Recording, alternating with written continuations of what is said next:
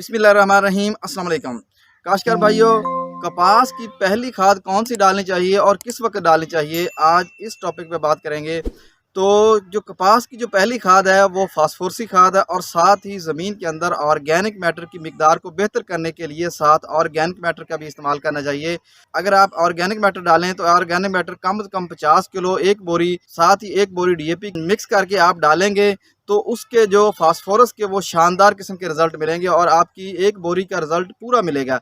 लेकिन अगर आप अकेली डीएपी इस्तेमाल करते हैं तो फास्फोरस के रिज़ल्ट तो ज़रूर मिलेंगे, लेकिन शानदार किस्म के रिज़ल्ट नहीं मिलेंगे। आपको 50%, 60% या 70% मिलेंगे।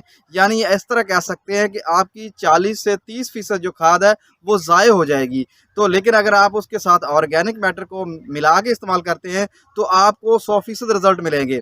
इस तरह अगर आपके पास बना बनाया ऑर्गेनिक मैटर आपके पास अवेलेबल ना हो तो फिर आप ह्यूमिक एसिड का भी इस्तेमाल कर सकते हैं। आप दानेदार ह्यूमिक एसिड जो 47% होता है वो इस्तेमाल करें तो कम से कम 8 से 16 किलोग्राम एक बोरी के साथ मिला के वो इस्तेमाल कर सकते हैं। लेकिन अगर वो भी अवेलेबल ना हो फौरी तौर पे फिर आप लिक्विड ह्यूमिक एसिड का भी इस्तेमाल कर सकते हैं। वो 6 से 8 लीटर फी एकड़ के हिसाब से आप डीएपी के साथ डीएपी का छटा करवा सकते हैं और साथ ही जो लिक्विड ह्यूमिक एसिड है उसको फ्लड करवा देंगे तो इससे भी आप जो फास्फोरस के है वो शानदार किस्म के रिज़ल्ट मिलेंगे।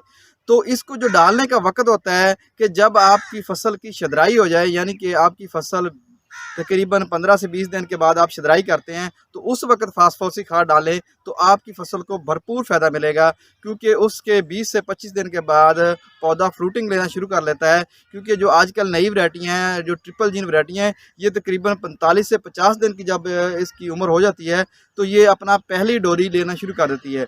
तो लिहाजा डोरी लेने से पहले पहले अगर आप फसल को फास्फोरस दे दें तो आपकी फसल जो है वो भरपूर फल उठाएगी और उस फल को तैयार भी करेगी। तो लिहाजा जो पहली खुराक है वो फास्फोरस डालें और साथ उसके साथ थोड़ी सी नाइट्रोजन को भी और ऐड कर लें।